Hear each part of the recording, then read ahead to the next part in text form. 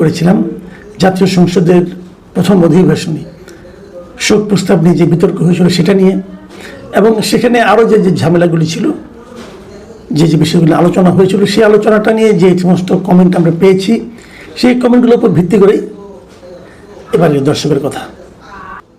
আজকে প্রথম যে কমেন্টটা পড়ছি, এটা লিখেছেন আবদুল্লাহ ইমরান। তিনি লিখেছেন, যারা বাংলাদেশটাই চায়নি তাদের কাছ থেকে বাংলাদেশের জাতীয় সঙ্গীতের প্রতি শ্রদ্ধা আশা করেন বা করি কিভাবে? আওয়ামী লীগ ও বিএনপির কারণে মুক্তিযুদ্ধ, স্বাধীনতা ও রাষ্ট্রবিরোধীদের এত বড় উত্থান খুবই কষ্টদায়ক। পরের কমেন্টে লিখেছেন মোহাম্মদ লিটন ব্যাপারী। তিনি লিখেছেন, একমাত্র আওয়ামী লীগের কারণে রাজাকারের দল জামাত আজকে বিরোধী দল হতে পেরেছে। আওয়ামী লীগ যদি 2024 সালের 7 জানুয়ারি নির্বাচন অন্তত সুস্থ করত, তাহলে হয়তো আজকে আওয়ামী লীগ বিরোধী দলে থাকতো, কিন্তু দেশ ছেড়ে পালাতে হতো না। জামাত আজকের বিরোধী দল হতে পারতো না। দেখেন মিস্টার লিটন ব্যাপারে, আপনার এই যে অবজারভেশন, আপনার এই যে উপলব্ধি, এই উপলব্ধিটা একদম যে ভিত্তিহীন তা কিন্তু আমি বলবো না, কিন্তু এর বাইরেও আরও অনেকগুলো কারণ আছে। কেবল নির্বাচনটাই মূল কারণ ছিল না, নির্বাচনের বাইরেও বিগত 17 বছর আওয়ামী লীগ যেভাবে দেশ শাসন করেছে, সেখানে অনেকগুলি বিষয় ছিল যে কারণে তাদের নেতৃবৃন্দকে দেশ ছেড়ে পালাতে হয়েছে। তারপরেও আপনার এই মন্তব্যটা কিন্তু এটাও কিন্তু একটা অন্যতম প্রধান কারণ। এর পরের কমেন্টে লিখেছেন অনামিকা দেবনাথ। তিনি লিখেছেন, আসেন আমরা হাসি, মন খুলে হাসি, বুকে পাথর চাপা দিয়ে হাসি। আমার 71 আজ কলঙ্কিত, এত কষ্ট হচ্ছে, মনে হচ্ছে আমার অঙ্গহানি হয়েছে। এগুলো দেখার জন্য বেঁচে থাকতে হবে। আবু সাইদ লিখেছেন, 1400 মানুষের খুনির সহযোগীর থেকে জাতীয় সঙ্গীত বড় হয়ে গেল। আবু সাইদ সাহেব, আপনার এই প্রশ্নটার আমি একটু জবাব দিই। আপনি যেটা বলতে চেয়েছেন যে রাষ্ট্রপতির ভাষণ তারা যে উপেক্ষা করেছে, বয়কট করেছে, এই কারণে যে রাষ্ট্রপতি 1400 খুনির সহযোগী। কিভাবে ভাই? উনি যদি 1400 খুনের সহযোগীর কাছে আপনি যদি শপথ নিতে পারেন, 1400 খুনের সহযোগীর কাছ থেকে আপনি যদি নির্বাচনের জন্য আদেশ নিতে পারেন, এবং তার আদেশের ভিত্তিতে যদি নির্বাচন হতে পারে, সেই নির্বাচনে যদি আপনি বিজয়ী হয়ে সংসদে যেতে পারেন, এত দূর পর্যন্ত 1400 মানুষের খুনির সহযোগীকে আপনি সহ্য করতে পারলেন, আর যেটা নাকি সাংবিধানিক একটা দায়িত্ব নিয়ে এখানে পড়বেন, সেটা আপনাকে সহ্য হচ্ছে না কেন? তাহলে আবার উল্টা দিক থেকে বলি, এই 1400 মানুষের খুনির সহযোগী যাকে আপনি বলছেন, তাকে এখানে ভাষণ দেওয়াটা তো আপনারা 77 জন সহ্য করছেন না, কিন্তু 212 জন তো সহ্য করছে, 213 জন তো সহ্য করছে। তারা কীভাবে সহ্য করছে? তাহলে এই যে বিষয়গুলো আছে না, এত সুইপিং কমেন্ট করা ভাই ঠিক না। রাষ্ট্রপতি, আমাদের দেশের রাষ্ট্রপতির সাংবিধানিকভাবে তার তেমন কোনো ক্ষমতাই নাই।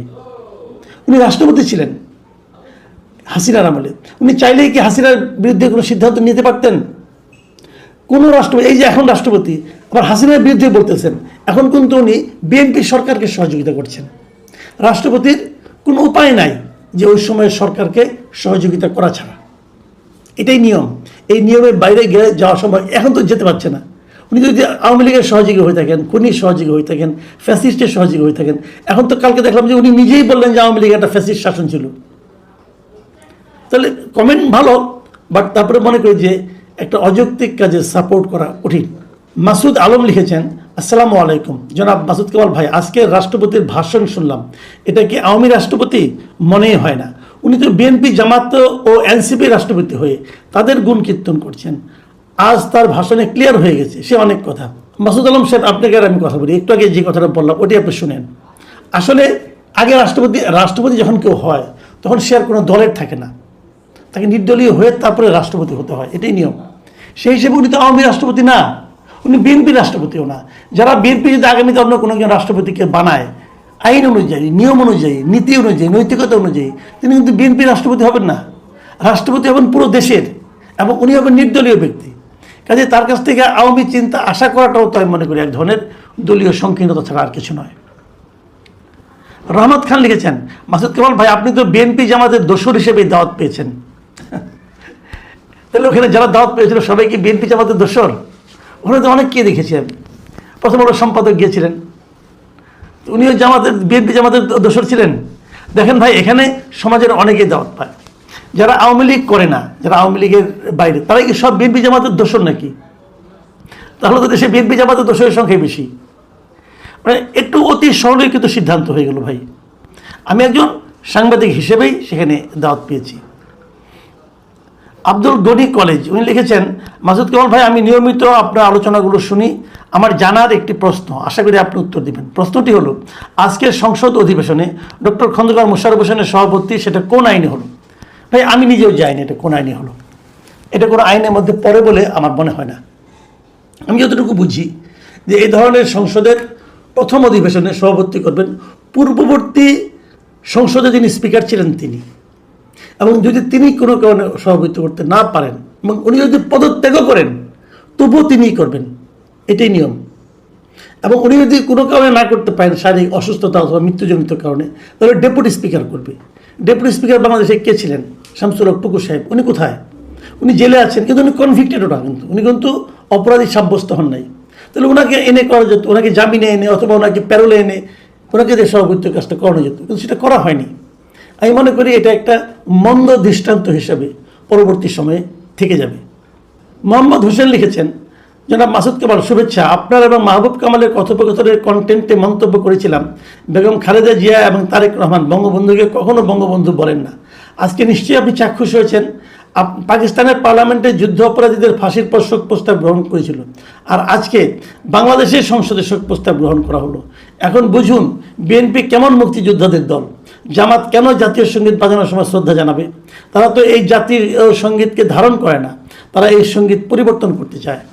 এস.এম. ইমরান লিখেছেন, একজন বীর বিক্রমকে প্রতিনিয়ত মাননীয় মাননীয় বলতে হবে রাজাকারদের, কি অদ্ভুত এক ব্যবস্থা। ইমরান সাহেবের অবজারভেশন খুবই ভালো। ঘটনা কিন্তু আসলে তাই। সংসদ সদস্যরা যতবার কথা বলতে উঠবেন ততবার তাদেরকে মাননীয় স্পিকার কথাটা বলতে হয়, ওটা দিয়ে তারা শুরু করে। আসলে কথাগুলো তারা স্পিকারকে উদ্দেশ্য করেই বলে। এখন স্পিকার যিনি আমাদের হয়েছেন হাফিজউদ্দিন আহমেদ, উনি তো আসলে বীর বিক্রম এবং খুব বড় একজন মুক্তিযোদ্ধা ছিলেন। তো আপনি যেটা বলেন সেটা আসলে একটা মানে সত্য ব্যাপার। কিন্তু মোহাম্মদ রুবেল লিখেছেন, জামাত তো ডেপুটি স্পিকারের পদ নেয় নাই। হ্যাঁ মিস্টার রুবেল সাহেব, আপনি ঠিকই, আমি বুঝতে পেরেছি আপনি আমাকেই বলেছেন কথাটা। এই কারণে যে আমি এর আগে যখন নাকি জামাতে ইসলামকে ডেপুটি স্পিকারের পদটাকে অফার করা হয়েছিল, জামাত বলেছিল তারা পুরো প্যাকেজ না হলে নেবে না, পুরো প্যাকেজে জুলাই সনদ থেকে না মানলে তারা এটা নেবে না। এবং তখন আমি বলেছিলাম জামাত আসলে নেবে। তো আমার যে বলাটা, আমার যে বিশ্লেষণটা, সেটা ভুল প্রমাণিত হয়েছে। আমি জানি আপনি এই জন্যই আমাকে কথাটা বললেন যে জামাত ডেপুটি স্পিকারের পদ নেয় নাই। হ্যাঁ এটাই ঠিক, আমার সেই বিশ্লেষণ ভুল ছিল। আমার বিশ্লেষণ তো ভুল হয়, আমি তো জ্যোতিষ না, তাই না? এবং জ্যোতিষের সব সত্য কথা বলতে পারবে না। আমি জ্যোতিষী বিদ্যায় পারদর্শী নই এবং সেইভাবে বলিও নি। আমি আমার মতো করে বিশ্লেষণ করেছি এবং আমার কাছে মনে হয়েছিল জামাতের ডেপুটি স্পিকার পদটা নেওয়া উচিত। জামাত নেয়নি, জামাতের হিসাব। যেমন জামাত 91 সালে যখন তারা ক্ষমতায় আসে, জামাত তো ক্ষমতায় আসেনি, তখন 91 সালে বিএনপি এসেছিল। বিএনপি কিন্তু তখন যদি জামাত চাইতো, জামাতের সাপোর্ট নিয়ে বিএনপি ক্ষমতায় এসেছিল, তখন জামাত চাইলে কিন্তু দু একটা মন্ত্রী পেত। জামাত চায়নি, এবং এই না চাওয়া নিয়ে এখনও আমি অনেক জামাত নেতার মুখে শুনি যে তারা না চেয়ে ভুল করেছিল। জামাতও ভুল করে, আওয়ামী লীগও ভুল করেছে, বিএনপি অনেক রাজনৈতিক ভুল সিদ্ধান্ত নিয়েছে। বিশ্লেষণ করতে যে আমি অনেক ভুল করি, মানুষ তো ভাই একমাত্র ফেরেশতা না হয় ভুল হয় না, মানুষের তো ভুল হবেই। কিন্তু আমার বিশ্লেষণটা ভুল প্রমাণিত হয়েছে, কিন্তু ওনারা নেন নাই। কিন্তু আবার এদিকেও আরেকটা কথা, জামাত না নিয়ে কি ঠিক করেছে না ঠিক করেছে, এটাও হয়তো সময় পরবর্তী